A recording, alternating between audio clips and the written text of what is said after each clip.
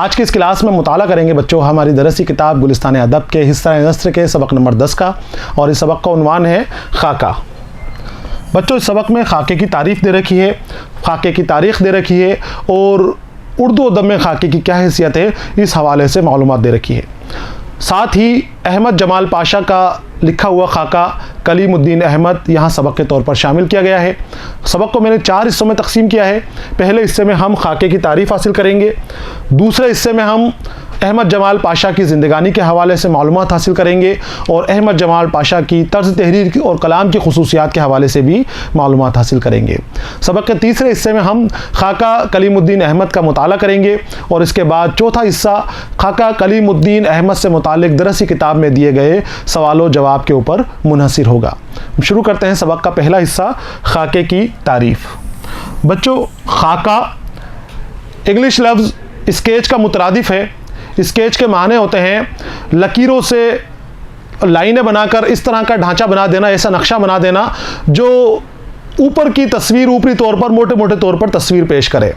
खाके को बच्चों खाके को मुरक्का और कलमी तस्वीर भी कही जाती है। खाके के ज़रिए किसी शख्सियत की अच्छाई और बुराइयों को ज़ाहिर करते हुए, उसके औसाफ को बयान करते हुए उसकी कलमी तस्वीर बना दी जाती है, उसको ज़ाहिर कर दिया जाता है और सारी की सारी खूबियाँ और जो भी बुराइयाँ हैं ईमानदारी से उसकी बयान कर दी जाती हैं। खाका बच्चों उर्दू अदब में नई सिन्फ है, जदीदियत की हामिल है और अंग्रेज़ी अदब से ये उर्दू अदब में शामिल हुई है। खाके के अगर हम शुरुआती नकूश देखें तो ये हमें मोहम्मद हुसैन आज़ाद की आब हयात में मिलते हैं, लेकिन बाज़ाब्ता और बाकायदा तौर पर जो खाके लिखे गए हैं वो फ़रतुल्लाह बेग के लिखे हुए खाके हैं। यहाँ पर बच्चों हम खाके के हवाले से मालूमात का हासिल करेंगे, खाका क्या होता है, किस तरह लिखा जाता है और उर्दू अदब के शुरुआती खाकों के हवाले से भी मालूमात हासिल करेंगे। तो हम शुरू करते हैं सबक का पहला हिस्सा। बड़े गौर के साथ आपको देखना है, इसका मुताला करना है। खाके की तारीफ़ इसका उन्वान है।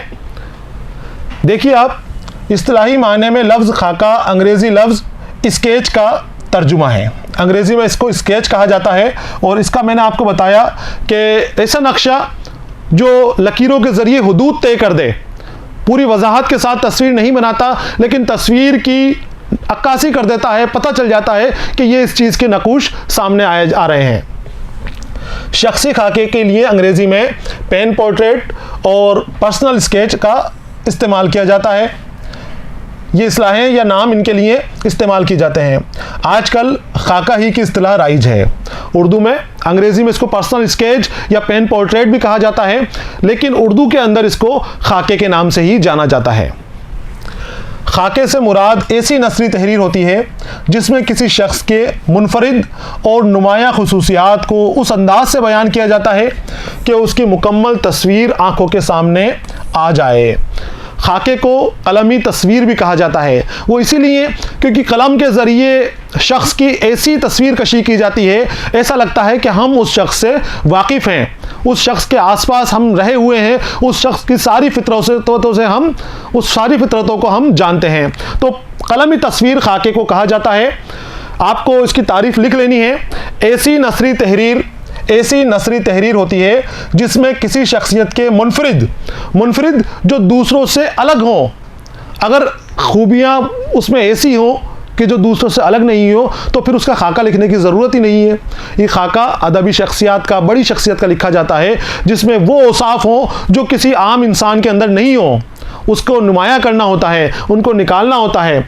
तो शख्सियत के मुनफरिद और नुमाया औसाफ को, नुमाया खुसूसियात को इस अंदाज से बयान किया जाता है कि उसकी मुकम्मल तस्वीर कशी हो जाती है, मुकम्मल तस्वीर आंखों के सामने आ जाती है। उसमें जिस शख्स की तस्वीर कशी की जाती है उसके ख़यालात और अफ़कार, सीरत व किरदार, आदत व इतवार सब की झलकियाँ नज़र आती है। उसके शख्सियत के जो पहलू हैं, उसके सीरत के जो पहलू हैं, जो उसके आदत के पहलू हैं, वो सारे के सारे खाके के अंदर नज़र आते हैं। ये बच्चों सवाने निगारी की तरह ही होती है, लेकिन सवाने की तरह पूरी तवालत इसके अंदर नहीं होती, मुख्तसर होती है। एक हिस्से को, शख्सियत के एक पहलू को भी खाके के ज़रिए ज़ाहिर किया जा सकता है। खाके का मकसद ये होता है कि मुताल्लिका शख्सियत की ज़ाहिरी और बातिनी खुसूसियात में से ऐसे नुमाया औसाफ का बयान किया जाए जो उसकी अनफरादियत और पहचान का ज़रिया हो। मकसद देखना है आपको। मैंने तारीफ आपको बताई, तारीफ आपको लिखना है कि वो नसरी तहरीर है जो किसी शख्सियत के मुनफरिद और नुमाया खुसूसियात को उजागर कर दे, उनको बाहर कर दे, इस तरह से उसका बयान किया जाए कि उसकी तस्वीर बन जाए, ये खाका कहलाती है। और साथ ही खाका का मकसद, तो खाका का मकसद है बच्चों कि मुताल्लिका शख्सियत, मुताल्लिका जिसके खाका बनाया जा रहा है उसकी शख्सियत की छुपे हुए औसाफ, अब यहाँ पर खामियां भी हैं और उसकी अच्छाइयाँ भी हैं, दोनों चीज़ें ईमानदारी से जाहिर करनी चाहिए। मुताल्लिका शख्सियत की ज़ाहिरी और बातिनी, कुछ तो ऐसी चीज़ें हैं जो साफ तौर पर नज़र आ रही हैं, ज़ाहिर हैं, और कुछ ऐसी हैं जो अंदर छुपी हुई हैं, उसके बातिन में है। बातिन की बातों को भी तो बाहर दिखाना है, बातिन में वो शख्स कैसा है, ऊपर से वो अच्छा बनता है, लेकिन खाका निगार का नज़रिया ऐसा होना चाहिए कि उसका ज़ाहिर तो देख ही रहा है, वो उसका बातिन भी देख ले, उसके बातिन के ऊपर भी वो अपने नज़रें डाल लें और ईमानदारी से उसके बातिन को भी तहरीर करे, उसके भी नकुश पेश करे। तो बातनी खुसूसियात में से ऐसे नुमाया औसाफ का बयान किया जाए जो उसकी अनफरादियत और पहचान का ज़रिया हो, जिसके ज़रिए उसको पहचाना जा सके, हम उस शख्सियत तक पहुँच जाएँ। इसके लिए खाका लिखने वाले का उस इंसान की शख्सियत से न सिर्फ मुतासिर होना ज़रूरी है बल्कि उससे वाक़फ़ियत और क़ुर्बत होना भी ज़रूरी है। मुतासिर उसके असर में होना चाहिए, उसको आइडियल की तरह देखे, उसको एक नामवर कद्दावर शख्स की तरह देखे, और साथ ही उससे वाकिफ़ भी होना चाहिए, उससे जान पहचान भी होनी चाहिए और उससे क़ुर्बत भी होनी चाहिए, करीबी भी होनी चाहिए। करीब जो इंसान होता है वही सही मायनों में सही तरीके का खाका लिख सकता है। अगर कोई दूसरा खाका लिखेगा तो उसमें करीब रहने वाले शख्स के जैसी सच्चाइयाँ नहीं आएंगी, वो सच्चाइयाँ नहीं आएंगी जो एक करीबी क़ुर्बत रखने वाला शख्स खाके के अंदर बयान कर सकता है। तो क़ुर्बत भी ज़रूरी है खाका निगार की और वाक़फ़ियत भी ज़रूरी है। खाका निगारी सवाने निगारी से मुख्तलिफ है। इसमें सवाने हयात की तरह वाक़यात तरतीबदार नहीं लिखे जाते हैं और ना ही तमाम हालात और वाक़यात का बयान करना ज़रूरी है, बल्कि खाका निगारी में हालात और वाक़यात का बयान ज़िमनी तौर पर किया जाता है जो शख्सियत के किसी पहलू को उजागर करते हैं। सवाने निगारी के अंदर हम ज़िंदगी के पूरे हालात को तफसील से बयान करते हैं और तसलसल के साथ बयान करते हैं, लेकिन इसके अंदर उस शख्स की शख्सियत तो बयान की जा रही है, लेकिन उसकी शख्सियत के पहलू, उसकी सीरत के पहलू को सिर्फ ज़िमनी तौर पर इस्तेमाल में लिया जाता है, आर्जी तौर पर इस्तेमाल में लिया जाता है। मुस्तकिल उसका खाका है वो सीरत से, उसकी सवाने से अलग भी हो सकता है। खाका निगारी किसी शख्सियत से मुतासिर होकर उसका खाका ज़रूर लिखता है। यहाँ आपको गौर करना है बच्चों, खाका निगार जो होता है किसी शख्सियत की या किसी शख्स की शख्सियत से मुतासिर होकर खाका लिखता है। वो लिखने की वजह ही यही है कि वो उससे मुतासिर है। अब वो इस वजह से लिख तो रहा है, लेकिन उसकी तहरीर से मरऊबियत का इजहार नहीं होना चाहिए। मरऊबियत उसके दबाव में आके, उसके रुआब में आके उसकी तरफदारी करते हुए, जानिबदारी करते हुए लिखे, तो ऐसा नहीं होना चाहिए। हम किसी का खाका लिख रहे हैं, उसकी ताज़ीम के अंदर लिख रहे हैं, उसकी इज़्ज़त में लिख रहे हैं, लेकिन उसकी ताज़ीम और इज़्ज़त के अंदर भी उसके रुआब, उसकी धोंक, उसकी धमस में नहीं आना चाहिए। ईमानदारी से अपनी बातों की बयानी करनी चाहिए। ईमानदारी ज़रूरी है खाके के अंदर। उसका बयान ऐसा होना चाहिए कि वो गैर जानिबदार नज़र आए, गैर जानिबदार जो हिमायत नहीं ले, तरफदारी नहीं करे, सिर्फ तारीफ़ों वाला बयान नहीं होना चाहिए। आपको ख्याल रखना है, क्योंकि खाका निगार जब खाका लिखेगा तो उस शख्स से क़ुर्बत की वजह से लिखेगा।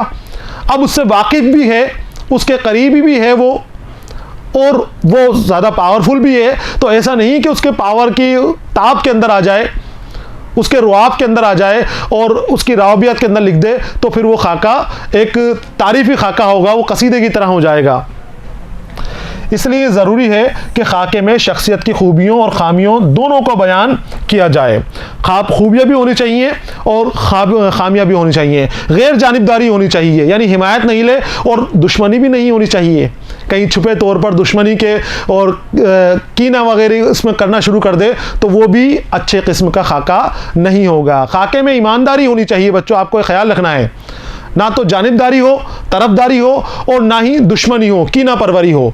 दोनों चीज़ों से बीच का रास्ता निकालते हुए तवाज़ुन के मुताबिक आगे बढ़ना है। जो भी है अच्छाइयाँ हैं तो उनको भी ईमानदारी से बताएं, अब अच्छाइयाँ भी हैं तो उसको बढ़ा चढ़ाकर नहीं बताएं, उसमें ज़्यादा खूब खूबियाँ हो फिर भी इस तरह से बताया जाए, इस तरह से बयान किया जाए कि ऐसा नहीं लगे कि आप उसकी जानिबदारी के अंदर ये लिख रहे हैं, आप उसकी तारीफ़ों के अंदर कसीदे की तरह आप ये लिख रहे हैं, और ना ही उसकी इतनी ज़्यादा बुराइयाँ कर दें कि ऐसा लगे कि जैसे आप कोई दुश्मनी निकाल रहे हैं, कोई बुराइयाँ करने में लगे हुए हैं, कीना रखते हैं, इसलिए उसकी वजह से ये आप लिख रहे हैं, ऐसा भी मालूम ना हो। ईमानदारी बनी रहनी चाहिए, खामियाँ दोनों को बयान किया जाए, वरना शख्सियत की गैर जानिबदार नज़र आए, शख्सियत गैर जानिबदार नज़र आनी चाहिए। इसलिए ज़रूरी है कि खाके में शख्सियत की खूबियाँ और खामियाँ दोनों को बयान किया जाए, वरना शख्सियत की मुकम्मल तस्वीर सामने ना आ सकेगी, जो खाका निगारी का असल मकसद है। अगर उसमें जानिबदारी रखी या कीना परवरी रखी तो ईमानदारी से शख्सियत की तस्वीर नहीं बन सकेगी और वो खाका उस मुकाम को नहीं पहुँच पाएगा जिस मकसद के लिए खाके को लिखा गया है। जिस तरह खूबियों का बयान मरगूबियत से पाक होना चाहिए, मरगूबियत के माने बताए मैंने आपको, रुआब में ना आकर, दबाव में ना आकर खूबियों का बयान होना चाहिए, उसी तरह खामियों के बयान में भी ज़ाती दुश्मनी व इनाद का पहलू नहीं आना चाहिए। इनाद के माने भी बच्चों दुश्मनी होती है। मौजू मुहमिल, ताबे मौजू और ताबे मुहमिल मैं आपको बता चुका हूँ, ये ताबे मौजू है, दुश्मनियों के ना दुश्मनियों इनाद, तो दुश्मनियों इनाद का पहलू नहीं आना चाहिए, तरफदारी भी नहीं होनी चाहिए और दुश्मनी और कीना परवरी भी नहीं होनी चाहिए। खामियों के बयान में भी अपनाइयत का एहसास नुमाया होना चाहिए। यहाँ पर ये देख लें बच्चों, आपको खामियां बता रहे हैं, कमियां गिना रहे हैं, बुराइयां भी बता रहे हैं, जाहिर कर रहे हैं, लेकिन बुराइयां जाहिर करने में भी अपनाइयत का एहसास होना चाहिए, क्योंकि आप करीबी भी तो हो, लिखने वाले जो हैं, लिखने वाला खाका निगार जो है उस शख्सियत का करीबी भी होता है जिसकी वो खाका लिख रहा है। इसलिए कीना परवरी, दुश्मनी नहीं रखते हुए, बुग़्ज़ नहीं रखते हुए, ईमानदारी से उसकी बुराइयों को जाहिर करना चाहिए और इस तरह से जाहिर करनी चाहिए कि बुराई नज़र भी आ जाए लोगों को, लेकिन कुछ उसमें दुश्वारियाँ पैदा ना हो। किताब में शामिल खाका कलीमुद्दीन अहमद खाका निगारी की अच्छी मिसाल है। अब जब हम मुताला करने वाले हैं, खाका हमारे दिया गया है कलीमुद्दीन अहमद, इस खाके का उन्वान है। कलीमुद्दीन अहमद की ज़िंदगी बयान करता है। कलीमुद्दीन अहमद उर्दू अदब के मशहूर नक्काद हैं और ऐसी शख्सियत है जो किसी से नहीं डरी है, कभी किसी से नहीं डरे। किसी की तारीफ़ करनी है तो मुंह पे कर दिया करते थे और किसी की बुराई करनी है, मजम्मत करनी है तो मुंह के ऊपर साफ अंदाज में कर दिया करते थे, किसी से नहीं डरते थे। आम लोगों के बारे में कहा जाता है कि वो दूसरे लोग गलत बात को सही मौके पर या सही बात को गलत मौके के ऊपर कह देते हैं, लेकिन कलीमुद्दीन अहमद के लिए कहा जाता था कि कलीमुद्दीन अहमद हमेशा सही बात करते थे, गलत बात कभी नहीं करते थे, हमेशा सही बात करते थे, लेकिन गलत मौके के ऊपर करते थे। जब उनको नहीं करनी चाहिए तब कर दिया करते थे। इस खाके के अंदर, कलीमुद्दीन अहमद के खाके के अंदर उनकी ज़िंदगानी के सारे पहलुओं को बखूबी से सामने लाया गया है, खाका बनाया गया है। इस तरह बनाया गया है कि जब हम मुताला करेंगे तो ये एहसास होता है कि हम भी कलीमुद्दीन अहमद को जान गए हैं, उनके साथ हम रह रहे हैं, हमारे आसपास कलीमुद्दीन घूमते हुए फिरते हुए में नज़र आएंगे, हम तस्वीर बना लेंगे हमारे जहन के अंदर। तो बहुत खूबसूरत खाका यहाँ पर दिया गया है, कलीमुद्दीन अहमद का खाका है और अहमद जमाल पाशा ने ये खाका लिखा है। अहमद जमाल पाशा जो कलीमुद्दीन के साथ के ज़माने में थे, कलीमुद्दीन उस वक्त बड़ी शख्सियत थी और अहमद जमाल पाशा अपनी जवानी के दौर में थे, तालिब इल्मी के दौर में थे, उस ज़माने से वो कलीमुद्दीन अहमद को जानते हैं। कलीमुद्दीन अहमद की शख्सियत से ये भी वाबस्ता थे, रूबरू थे और आपने इनका खाका लिखा जो बड़ा मकबूल हुआ, बड़ा मशहूर हुआ और उर्दू अदब के अंदर अदबी हैसियत ये रखता है। बच्चों, यहाँ पर सबक का पहला हिस्सा मुकम्मल हो गया है।